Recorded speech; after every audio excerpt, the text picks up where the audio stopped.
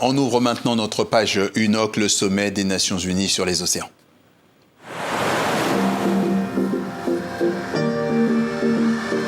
Avec une focale sur l'île de la Réunion, nous avons parlé ici de ces nombreuses attaques meurtrières de requins qui ont été qui ont tué des baigneurs ces dernières années à proximité des plages de cette île française de l'océan Indien. Bonjour Marine Calmet, vous êtes juriste, spécialiste du droit de l'environnement. Vous êtes aussi présidente de l'association Wild Legal.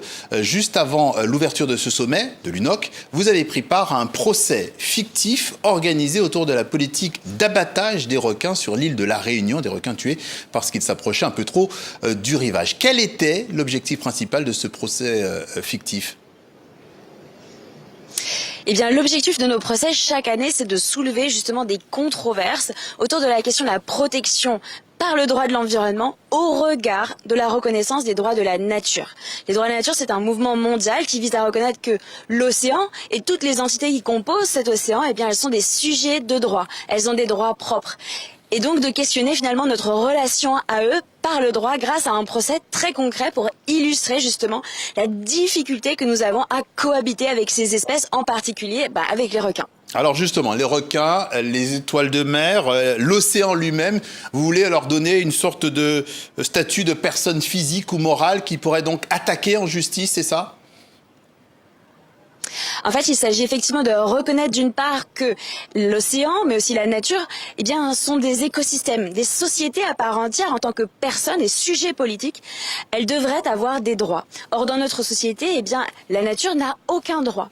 Elle n'a pas de droit opposable aux êtres humains. Or, et depuis les années 70, eh bien, certains ont commencé à théoriser le fait que ce statut juridique d'objet, de marchandise, de biens, de ressources, eh bien, il conduit malheureusement et impunément à la destruction et à l'effondrement du monde vivant. Donc, il s'agit de proposer un autre modèle juridique dans lequel les activités humaines doivent être en compatibilité avec les droits fondamentaux de l'océan et faire en sorte qu'ainsi on puisse protéger son droit à la santé, son droit à l'intégrité, le droit d'existence de tous les êtres qui composent les écosystèmes marins, parce qu'aujourd'hui, malheureusement, notre océan va mal et que par conséquent, nos propres droits à nous, humains, sont aussi menacés. Alors vous l'avez un peu évoqué, mais plus en détail, qui étaient les accusés à ce procès fictif ? Il s'agit d'un recours contre l'État français puisque la politique d'abattage des requins, eh bien, elle est menée notamment avec l'accord de la préfecture de la Réunion. Et donc, chaque année, nous choisissons un procès justement pour amener à des réflexions, notamment des politiques étatiques, mais aussi des acteurs privés qui soutiennent ou qui encouragent, voire qui demandent en fait la mise en place de ce genre de politique locale. Et donc, c'est avant tout un procès qui va d'ailleurs découler sur un vrai recours, puisqu'ensuite, après ce procès simulé, nous déposons toujours le travail juridique qui est fait devant les juridictions. Oui, donc dans cette logique de déconstruction, vous l'avez aussi là un peu évoqué, ce procès, est-ce qu'il peut se transformer à moyen ou long terme en procès réel ?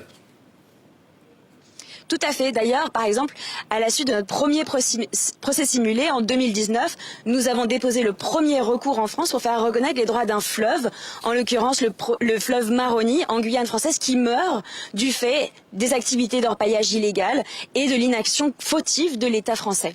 Et donc, chacun de nos procès simulés a pour but de faire progresser la jurisprudence, de questionner le juge, de le pousser même un petit peu dans ses retranchements pour qu'il puisse avoir la possibilité de relire nos textes actuels, mais à l'aune des droits de la nature, à l'aune de cette nouvelle relation éthique, juridique, politique avec le monde vivant qui nous entoure. Et d'un mot, concernant ce fleuve en Guyane, quel a été le résultat ?